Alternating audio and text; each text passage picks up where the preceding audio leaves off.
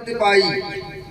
पापी से पापी, दुराचारी से दुराचारी भी अगर सत्संग में आते तो वह सुधर जाते हैं, यानी अच्छे इंसान बन जाते हैं।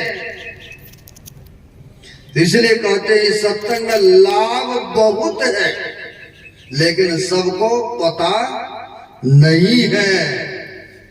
जो कि सत्संग में जाने से जो लाभ मिलता है, जो फायदा होता है, अन्यत्र जगह जाने से नहीं मिलता है। आप कहेंगे ऐसा है, सत्संग में जाने से क्या फायदा, क्या लाभ होता है? तो संत गुरु नानक देव जी महाराज बड़े पहुंचे हुए संत हुए। आप जानते हैं 10 गुरु हुए उनमें, लेकिन पहला गुरु हुए हैं गुरु नानक देव जी महाराज। बड़े उच्च कोटि के महापुरुष हुए, और वह महापुरुष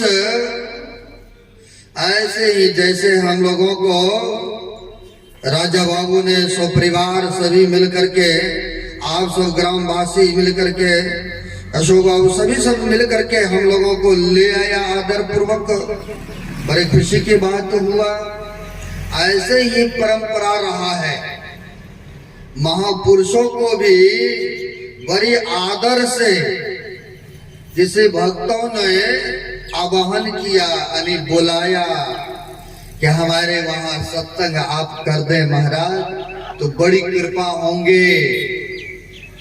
तो कहते संत महापुरुष तो आते ही दूसरे को सत्ज्ञान देने के लिए। कहा है वृक्ष की संज्ञा दिए है, नदी की संज्ञा दिए है संत महापुरुषों को। कहा है वृक्ष कबहू फल ना बखे, नदी न संचय नीर, अब परमार्थ के कारण साधुन धराशरी। जैसे वृक्ष अपने लिए फल नहीं रखते, वह दूसरे को देते हैं, बेशक उसमें डंडा मारे या ईटा मारते हैं, फिर भी अगला साल वो फल देगा ही देगा। छां भी देते हैं। तो कहते हैं उसी प्रकार से संत महापुरुष होते हैं। कहते नदी अपने लिए नीर मतलब जल नहीं रखते, वह परोपकार के लिए होते, दूसरे के लिए होते हैं।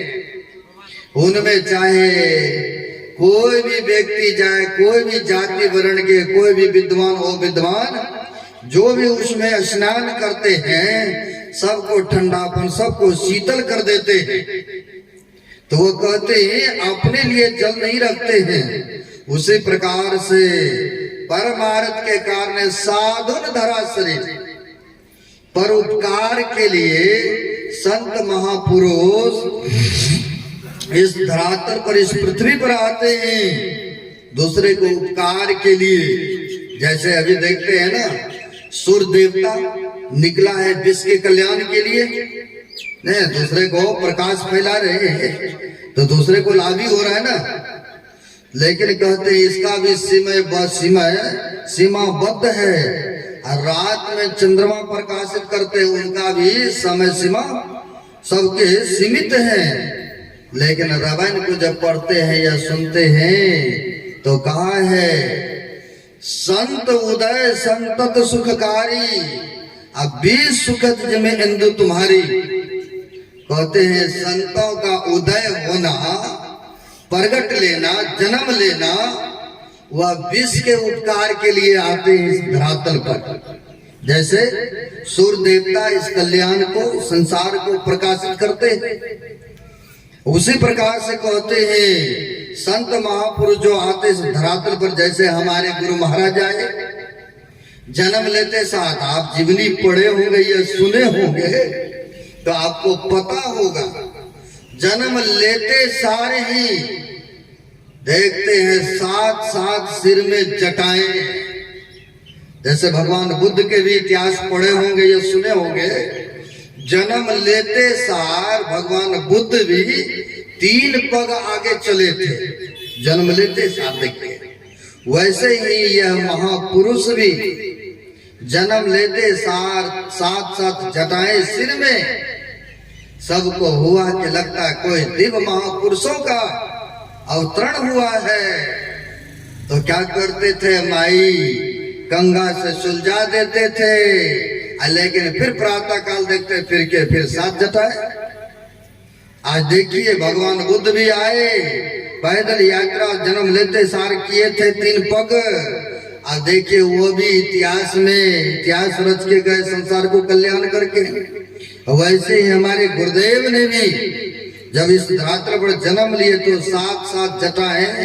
तो आज देखिए कितने देश विदेशों में भक्त है, संसार को सतमार्ग दिखाने के लिए संत महापुरुष समय समय पर आते इस धरातल पर।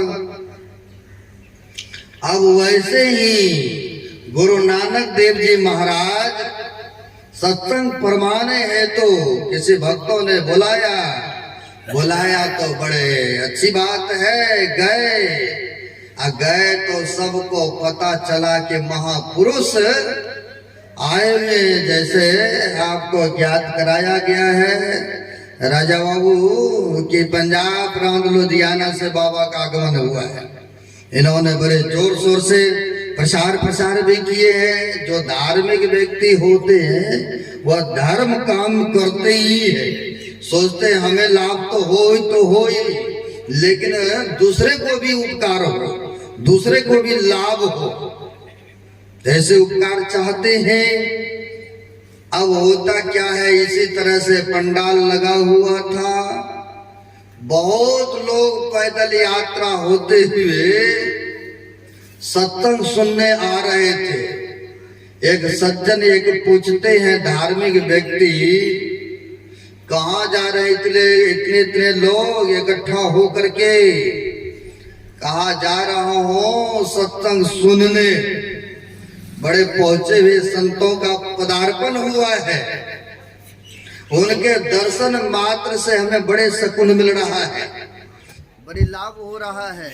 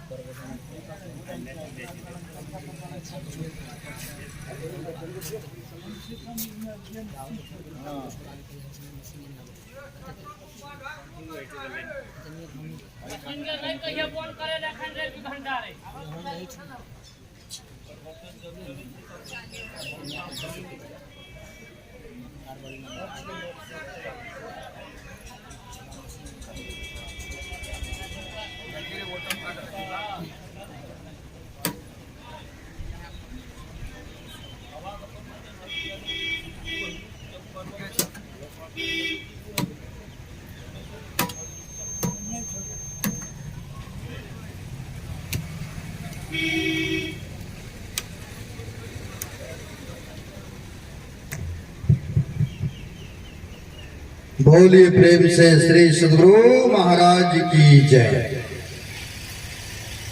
तो हम कह रहे थे बहुत सारे लोग एकत्र होकर के जा रहे थे, जैसे हम ही लोग को लाया गया आप सब मिलकर के बैंड बाजा के साथ बड़े धूमधाम से। तो लोगों ने पूछ रहा था कहाँ पर सत्संग हो रहा है, कहाँ पर कौन महापुरुष आए हैं, कहाँ से आए हैं। तो लोगों को जानने की जिज्ञासा होती ही है। अब उसी प्रकार से बहुत लोग इकट्ठा होकर के आ रहे थे। एक व्यक्ति पूछते हैं कहाँ जा रहे हैं, तो कहा सत्संग सुनने जा रहा हूँ। और उनके दर्शन मात्र से बड़ी सुकून मिलता है, बड़ी लाभ हो रहा है। तो उन्होंने कहा क्या हम भी आपके सत्संग में जा सकता हूँ? कहा भाई सत्संग में जाने से किसी की मनाही नहीं है, कोई भी जाति का हो, कोई भी धर्म, कोई भी संप्रदाय का हो, सबके लिए। जैसे तीर्थों में स्नान के लिए सब वर्ण के जाते हैं ना, वहां पर कोई मनाही नहीं होते हैं। उसी प्रकार से कहा हाँ भाई चलिए, आपकी इच्छा है तो आप भी जा सकते हैं, चलते। अब वह भी व्यक्ति सोचते जब इतना लोग जा रहा था थोड़ा देर के लिए हम भी चलते हैं। अब वो भी चल दिए, सोचा थोड़े समय के लिए क्यों नहीं हाजिरी लगाते हैं, एक दर्शन ही कराते हैं एक पल के लिए।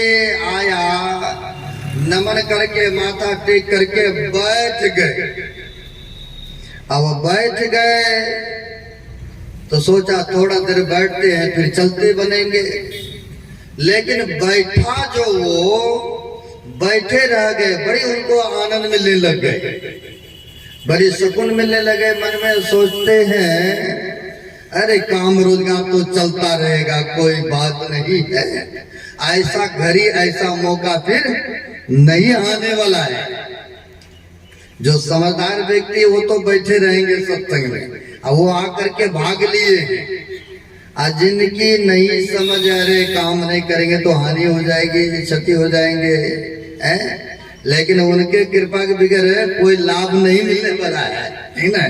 उनकी अगर कृपा होंगे और संभव काम भी संभव हो जाएंगे, है ना। लेकिन लोग कहता मैंने किया, मैंने ऐसा किया तो ये हुआ है, बिना उनकी कृपा से एक पत्ता भी नहीं हिल सकता है, तो मैं क्या करने वाला हूं। अब उसने सोचा कोई बात नहीं, काम रोजगार होता रहेगा, बैठते हैं पहले सत्संग सुनते हैं। अब वो बैठे तो बैठे रहे जब तक सत्संग चलता रहा, क्योंकि कोई भी काम करने में आपको विशेष आनंद आता है, चाहे संसारिक काम हो या परमार्थिक काम हो, अगर उसमें आनंद आता है तो बार बार अंदर से प्रेरणा मिलता है कि वो काम फिर से करें। नहीं, सबके अंदर में थर्मामीटर है, चाहे संसारिक हो या परमार्थिक हो, कोई भी काम करने में आपको आनंद मिलता है तो बार बार वो काम को करने के लिए इच्छुक होते हैं, अंदर से प्रेरणा जगता है ना। इन्होंने सोचा काम रोजगार चलता रहेगा, ये तो ऐसे ही चलता रहेगा। कहा भी है एक महापुरुषों ने, जब तक रहेगी जिंदगी फुर्सत न होगा काम से, कुछ समय निकालो प्रेम कर लो भगवान से। जब तक आप लोग या संसार के लोग शरीर और संसार में रहते हैं ना, तब तक उनको भोजन भी चाहिए, वस्त्र भी चाहिए, और रहने के लिए घर मकान भी चाहिए। अब इसी के पीछे एस्ट व्यस्त है, इनसे छुटकारा मिलने वाला में नहीं है। तो कहते हैं जब तक रहेगी जिंदगी फुर्सत नहीं होगा काम से, लेकिन इन्हीं में से समय निकालो, कुछ प्रेम तो कर लो भगवान से जो आपके साथ में जाने वाला है। संसार के पदार्थ तो संसार में ही छोड़ के चले गए, बड़े बड़े राजा महाराजा गए कि नहीं, और सबको जाना है। अब इन्होंने सोचा बैठते हैं, जो हो देखा जाएगा। बैठा तो बैठे रहे जब तक नानक देव जी महाराज का सत्संग चलता रहा। यह आनंद श्रद्धा के साथ, प्रेम के साथ बैठ करके श्रवण करता रहा। जब सत्संग संपन्न हुआ, प्रसाद लेते हैं, नमन करते हैं, जब जाने लगे तो घोषणा होता है। नहीं, अब सबको अभी बाद में घोषणा किए जाएंगे कि 2 दिन का सत्संग है ने। अब हर जगह ऐसे ही अनाउंसमेंट होते हैं कि यहाँ पर कल भी सत्संग होंगे और सब भक्तगण आइए कल भी ने, ऐसा निवेदन करते हैं वहां पर। अब जो व्यक्ति आए थे थोड़े देर के लिए सत्संग सुनने, दर्शन प्रदर्शन करने, उनके मन में हुआ बड़ी आनंद मिला है, बड़ी शांति मिला है। क्यों नहीं, कल हम अपना मित्र है बचपन का, उसको भी हम ले आएंगे सत्संग सुनने। जो धार्मिक व्यक्ति होते हैं वो चाहता ही है कि धर्म में वो भी जुड़े, वो भी आए, वो भी उनके भी जीवन सुधर जाए। प्रत्येक मनुष्य आप लोग चाहते हैं, एक शराबी भी चाहते कि मेरा भी मेजॉरिटी बढ़े न। लेकिन आप लोगों का सोच तो अच्छा कि धार्मिक काम में जुड़े, उनका जीवन पवित्र में हो। सबकी सोच, सबकी भावनाएं अलग अलग होते हैं। अब होता क्या है, प्रणाम पाती करते हैं और चलते हैं। अपने घर नहीं जा करके पहले वो मित्र के घर पर चले गए, गांव में ही मित्र थे, गए, जाकर के उनसे निवेदन करते हैं कि मित्र फलाने जगह बहुत अच्छा टेंट बाजा लगा है, सारे सुख सुविधाएं हैं और बहुत लोग गए थे सत्संग सुनने और हम भी गए थे कुछ काल के लिए, लेकिन बड़ी आनंद मिला हमको वहां, बड़ी शांति मिला। इसलिए मैं चाहता हूं कि आप भी कल हमारे साथ सत्संग सुनने चलेंगे, संत महापुरुषों का दर्शन करेंगे। अब ऐसा निवेदन किया, वो कहते हैं अरे कहाँ मित्र आप वो साधु पकड़ के पीछे लगे, जिसका खुद का ठिकाना नहीं है कि आज क्या खाएंगे कल कहाँ रहेंगे, वो दूसरे को क्या सुख शांति देंगे? क्या उनके पीछे आप पड़े हैं? काम रोजगार करो, मेहनत करो, 2 रुपया जेब में आएंगे, बच्चे को बढ़िया से पढ़ाओ लिखाओ। अब साधु महात्मा के पीछे फिदा रहते हैं, कुछ नहीं मिलने वाला है। मतलब जिसको जो समझ है अपने अपने समझदारी अनुसार वो तो कहते ही है ना। तो ये कहते कुछ भी हो मित्र, बहुत लोग जा रहे थे हैं, हम भी गए तो बड़ा हमको सुकून मिला है, आनंद मिला है। जिनको सत्संग ध्यान की चस्का लग चुका है, चाहे घर में कलेश हो या अपमानित होना पड़े, फिर भी वो सत्संग ध्यान करवे करेंगे, सत्संग में जयबे करेंगे, है ना। कई बार ऐसे भी देखने को मिलता है, कहते महाराज हम सत्संग में गए, जब वहां से आए तो हमारे घर के लोग हमें गालियां दिया, थप्पड़ मारा। ऐसा भी बहुत जगह देखने को मिलता है, आप भी देखे होंगे गांव समाज में, न बिल्कुल सत्य वचन है, आप भी एहसास कर रहे हैं। तो ऐसा ही होता है। अब होता क्या है, अब वहां पर कहा सत्संग से क्या लाभ है, कुछ मिलने वाला नहीं है। ये कहते बहुत लाभ है, चलिए ना, हैं। वो कहते रे महाराज काम रोजगार करो, धंधा करो तो कुछ पैसे होंगे, ये देखेगा लाभ, उसमें तो कुछ मिलता नहीं है। अब इसने कहता कि चलिए न, कुछ भी हो, एक दिन की तो बात है। अब बहुत आग्रह निवेदन पर कहा अच्छा ठीक है, कल सुबह होगा तो फिर देख लेंगे। इतना आश्वासन मिला, अपने अपने घर गए। जैसे सुबह होता, जो सत्संगी होते हैं, जो धार्मिक प्रवृत्ति के होते हैं, वह तो सुबह ही उठ करके स्नान पूजा पाठ सब कर लेंगे, सत्संग ध्यान, है ना। अब फिर संसार के भी काम करते हैं। जो आलसी व्यक्ति होंगे देखेंगे 7-8 बजे तक बेड पर ही पड़ा रहते हैं, क्योंकि उनको पूजा पाठ सत्संग से कोई मतलब ही नहीं होते हैं। कई हमारे सत्संग प्रेमी भी ऐसा है, स्कूल में तो नाम लिखा दिए हैं, दीक्षा तो ले लिए हैं, लेकिन समय पर उठ करके नहीं सत्संग करेंगे, स्तुति प्रार्थना, नहीं तो ध्यान ही करते हैं। अब फिर कहेंगे गुरु महाराज की कृपा नहीं हो रहा है हमारे ऊपर। वो तो कृपा बरसाने के लिए सदगुरु आए थे, लेकिन देखा सो रहे हैं, फिर लौट के कृपा चले गए। जब जगेंगे तब न पाएंगे। जो जागत है सो पावत है, और जो सोवत है सो खोवत है। वे पाने के लिए परिश्रम करना पड़ेगा ना। गुरु महाराज ने बताया त्रिकाल संध्या करने के लिए ना, है भरमूत में उठिए, ध्यान कीजिए, जितना ही देर तक बैठ सकते, लेकिन बैठिए, है ना। और फिर कहते स्नान के बाद करो, फिर सायंकाल करो, तीनों वक्त करो, है ना। डॉक्टर ने दवाई दिया, कोई व्यक्ति बीमार है और उनको दवाई दिया, कहा देखो जी टाइम टाइम पर इस दवाई का सेवन करोगे ना तो बीमारी से मुक्त हो जाओगे।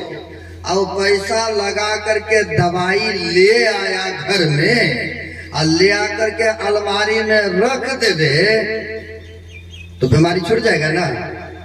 नहीं छूटेगा।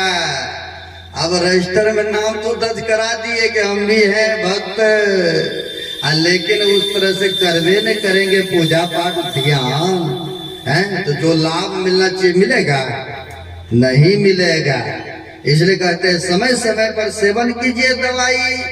है दवाई क्या है? जो गुरु महाराज का मंत्र मिला है ध्यान करने का, 3 वक्त का मिला है, जो समय समय पर करेंगे तो देखिए लाभ ही लाभ है। अब यह आश्वासन देते हैं, ये आया घर में, आया तो सुबह ही उठ करके फ्रेश हो गए, क्योंकि सत्संग में जाना था ना।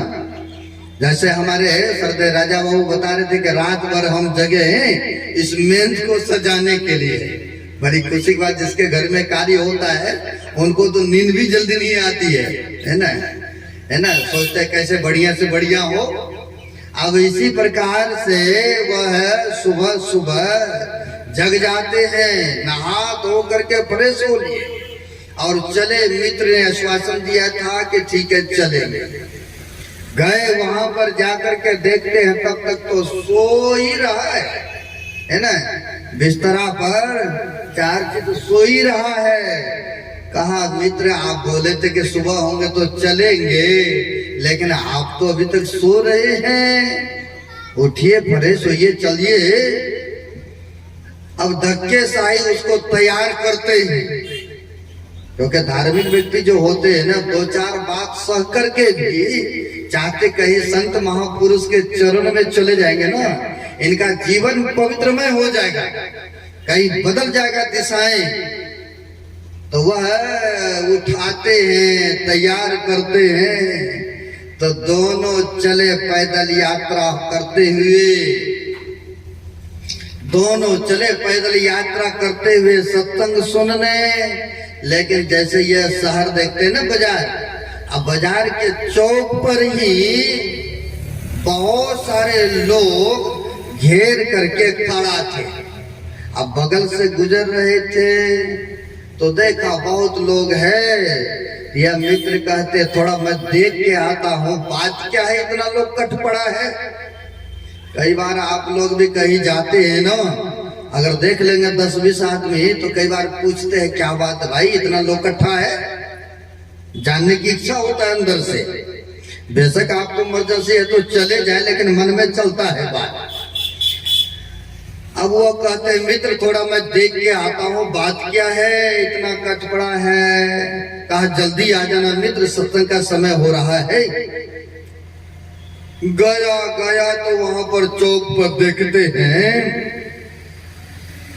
भालू बंदरों का खेल मदारी दिखा रहे हैं, तमाशा।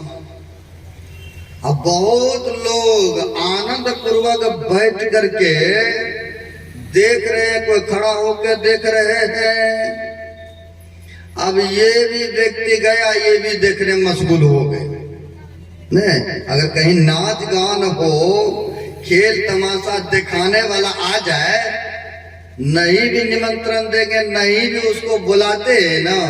अब बेशक धूप हो, बैठने की सुविधा नहीं भी हो, तो पर भी बड़े आनंद से देखता है नहीं।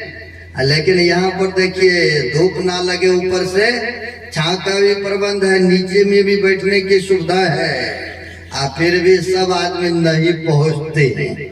इसका भी वजह होगा, कारण है।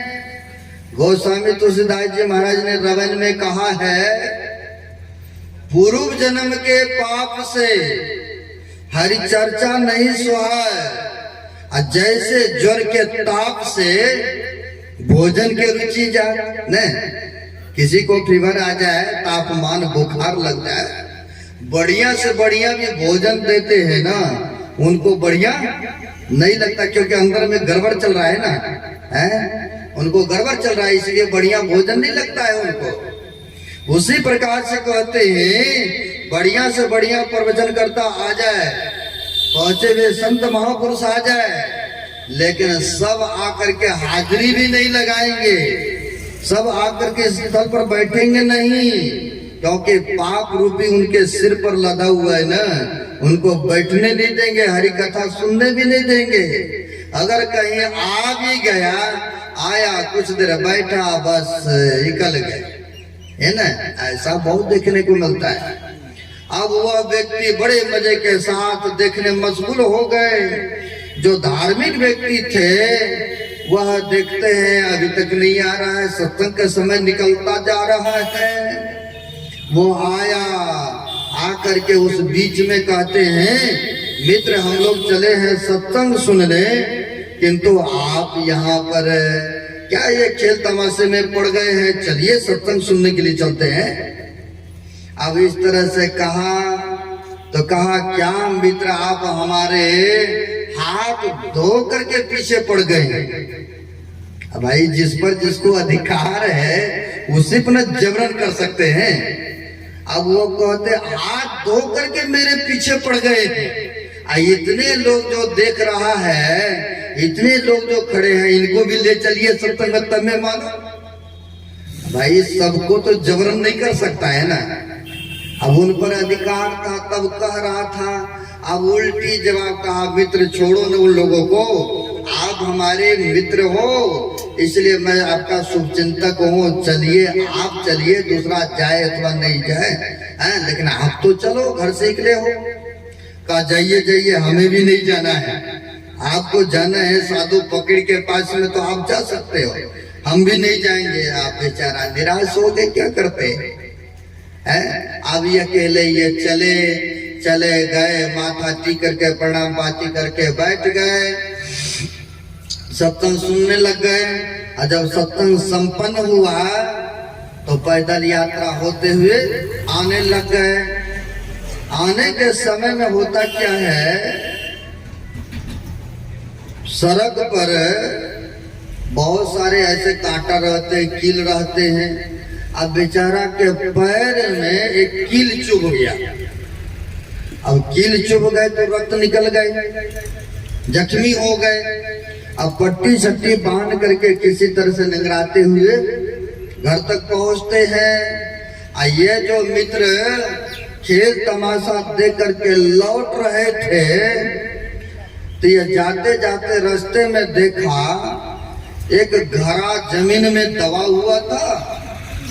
और वो घड़ा में उसको घड़ा को निकाला जमीन के अंदर से तो देखा राख भरा हुआ है। उन्होंने सोचा राख है ये जमीन के अंदर में, हो सकता कुछ ना कुछ होगा। उसको नीचे उल्टाया, डोला तो उनमें देखा राख में एक सोने के सिक्का पड़ा। अब तो बड़ा खुश हो गए, बिना कमाए हुए हमको सोने के सिक्का मिल गए। अब बड़ा खुश है। अब ये चले, अपना घर नहीं जाकर के मित्र के घर में चले और वहां पर जाके कहते हैं मित्र अगर हमारे साथ होते, हमारे बात माने होते तो ये देखो सोने के सिक्का हमें मिला है। बेशक मिला हम ही को था, लेकिन इनमें से 50% आपको भी देता बांट। और आप सत्संग में गए, उस फकीर के पास में गए तो आपको क्या मिला, क्या लाभ हुआ। अब तो इनके मन में चलने लगा बातें, मिला तो कुछ नहीं, क्या मिला तो पैर में कील चुभा, दुख मिला। अब यह सोच में पड़ गए कि जिसने संत महात्माओं का दर्शन किया, सत्संग सुना, उनको तो लाभ नहीं हुआ, उनको हानि हो गई। और जिसने कभी संत महात्माओं का दर्शन नहीं किया, कभी जीवन में शुभ काम नहीं किया और उनको धन मिल गया, ये कैसे उल्टी बातें हो गई। नहीं, थोड़ा देर के लिए आप लोग भी सोच में पड़ जाएंगे। मिलना तो उनको चाहिए था जिसने संत महापुरुषों का दर्शन किया, सत्संग सुना। जो दूसरे को परोपकार करते हैं उनको लाभ होना चाहिए था, किंतु उसको लाभ हुआ दूसरे को। जो शराबी कबाबी थे, न जाने क्या क्या कर्म करते थे। अब इनके मन में बात उठने लगा, सोचा उसे संतों से पूछेंगे, हैं उसे नानक देव जी महाराज से पूछेंगे कि लाभ तो हमें होना चाहिए। चलो लाभ नहीं भी हुआ, हमें कुछ नहीं भी मिला है तो कोई बात नहीं, लेकिन हमको पैर में कील चुभ गया, ये क्यों ऐसा उल्टा हो गए। अब बेचारे के मन में तर्क वितर्क उठ रहा है, बात चल रहा है। सोचा हम पूछेंगे उस संत महात्माओं से। अब बेचारा निंगराते निंगराते गए नानक देव जी महाराज के पास और जा करके टांग को आगे करते हैं, कहते महाराज आपका सत्संग सुनने का, आपका दर्शन करने का, आपके शरण में आने का यही फल है। ये देखिए हमको कितना पीड़ा हो रहा है, हमारा बचपन का मित्र था, उसको भी हम लेके आ रहे थे सत्संग सुनने, लेकिन वह यहाँ तक नहीं पहुंच पाया। और जब रास्ते से लौट के जा रहे थे तो उनको धन मिल गए। मिलना तो हमें चाहिए था ना, क्योंकि हम आपका दर्शन किए थे। चलो नहीं भी मिलता तो कम से कम हमको दुख तो नहीं होता है, लेकिन हमको पीड़ा हो रहा, दुख हो रहा है। अब उनको धन मिल गया, वह खुश है, आनंद है, हम दुखी हैं। ऐसा क्यों हुआ? अब यह भक्त पूछते हैं ऐसा क्यों। यहाँ पर सुनते हम लोग कबीर साहब के वाणी, इस सत्संग में लाभ बहुत है। अब वेद भगवान का उपदेश सुने हैं, बुद्धि योग सत्संग चाहिए है। बुद्धि योग क्या है? तो सत्संग है। और हमारे गुरु महाराज जी कहते हैं नित्य प्रति सत्संग कर ले प्यारा, तेरा कार्य सरे सारा।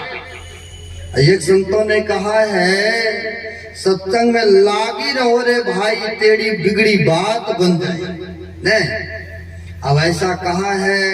अब यह महापुरुष से कहते हैं आपका सत्संग सुनने का, आपके चरण शरण में आने का यही दुख, यही पीड़ा, यही कष्ट लिखा हुआ है। फिर लाभ क्या है महाराज? क्यों ऐसा हुआ आप बताने की कृपा करें। संत जो होते हैं तीनों कालों की बातों को जानते, भूत भविष्य वर्तमान की बातों को जानते, बेशक नहीं बताते हैं, लेकिन समय आने पर मौज होते हैं फकीरों का, मौज में आकर के बता भी देते हैं। तो कहा है भक्त तुम जानना चाहते हो? कहा महाराज जानने के लिए ही तो आया हूं, जिनको लाभ होना चाहिए उनको तो हानि हुआ।